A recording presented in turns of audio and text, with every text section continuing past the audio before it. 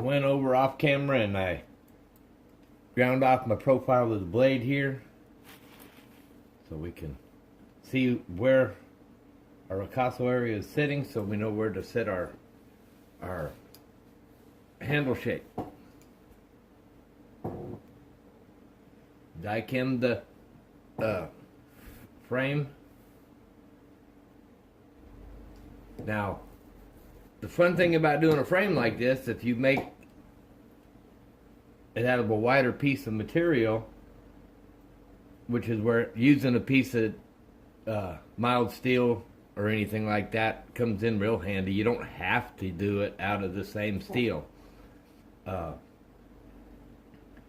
you can actually make now any kind of handle you want, whether it be a little hawk bill, Coke bottle, coffin handle, anything you want. Now you've got everything you need here to build you a knife of any style, handle, shape, configuration you want once you're at this point.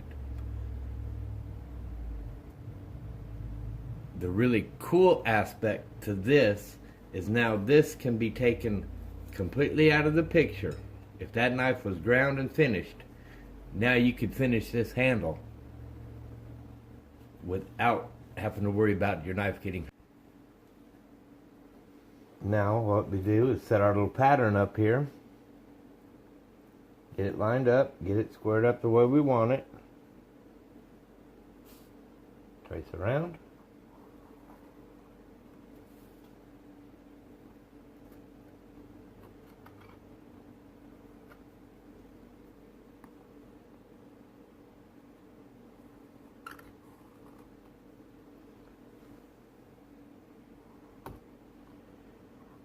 Okay, this pattern was for a bigger knife,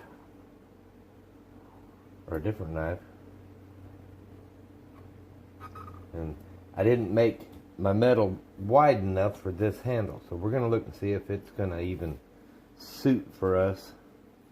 Yeah, we can round this just a little bit here, a little bit here, and still come up with the same kind of handle. So, I don't know if you guys can see that or not.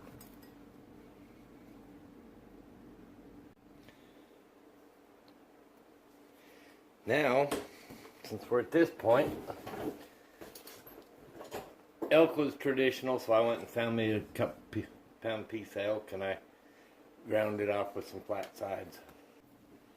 Okay, I kind of ground it close to my lines. Got it kind of the shape, but you see all this pith down in here, all this along the sides? I don't like that. Well, I guess this is gonna work. We got most of the pith off them, so we're gonna go ahead and go with the elk. I'm gonna put this on the face side, this on the back side.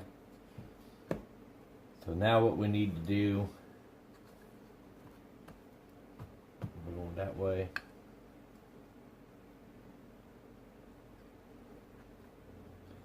Now we got to set our blind pins. Okay, blind pins do not hold this knife together. We'll put another set of pins here through the tang that'll hold the knife together. But what we have to do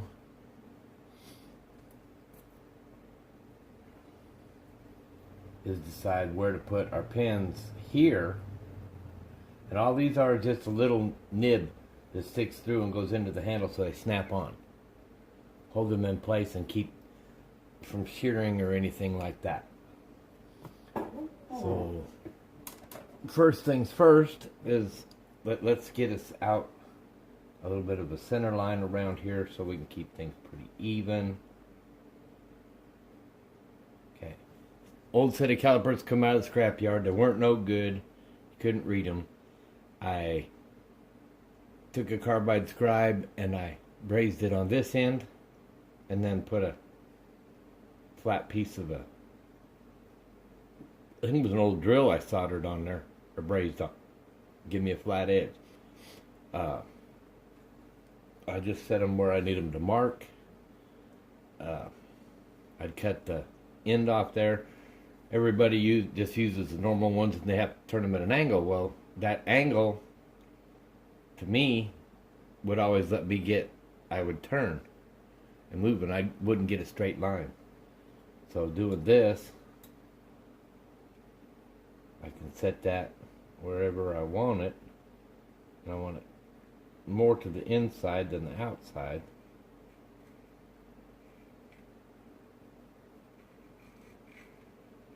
And now I can follow the contour of the handle.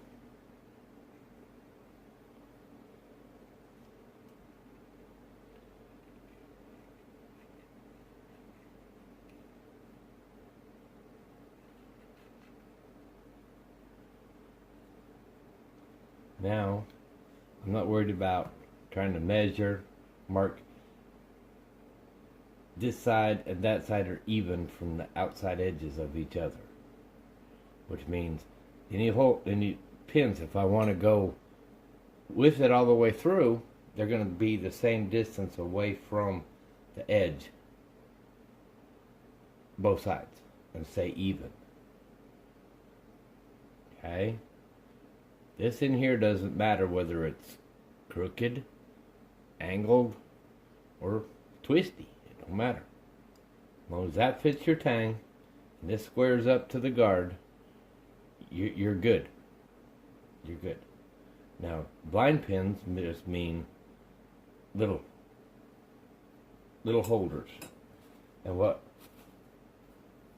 OCD hates it, but the best thing to do to keep everything from getting screwed up is to put, say, a pinhole here and another one over here. They don't have, when you're doing blind, they don't have to be perfectly in line. And if you don't have them perfectly in line, then the scales will only... Okay, we got our blind pins holes drilled. Cleaned it up a little bit, get rid of any burrs.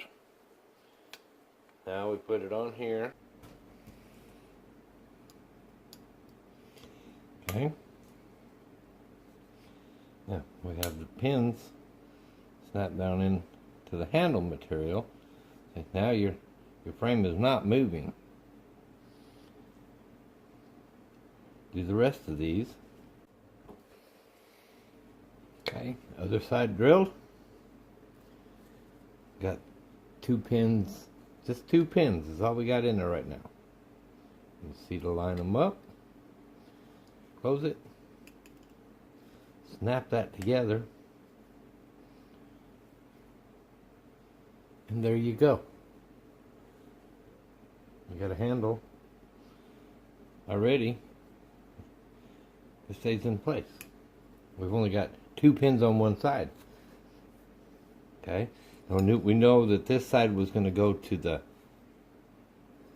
not name side. Okay. There you go. Nice clean fits.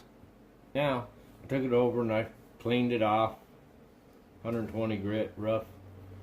It's like you normally would before you start finishing. Okay. Still no glue.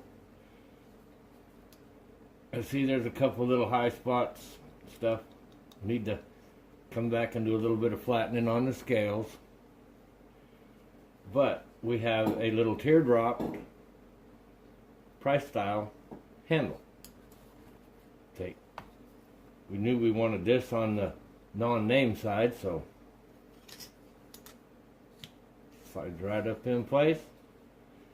Now from here you can put a couple of pins in and do nothing more to it. Make it just like a butcher knife.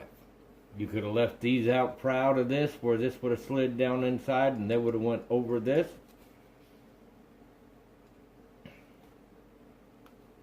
You can finish this off the rest of the way. You can set your guard in here. You can... These traditionally were an 1/8 inch thick guard, so the guard's going to be out about like that. You can finish this handle out all the way. You can grind off more or less where you You can't grind off less. You can grind off more where you want it. You can dye it, polish it.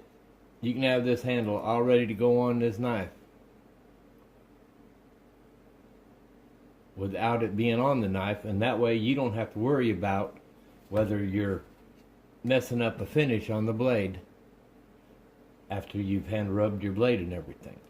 Now you can take it from here. Now we're ready to finish.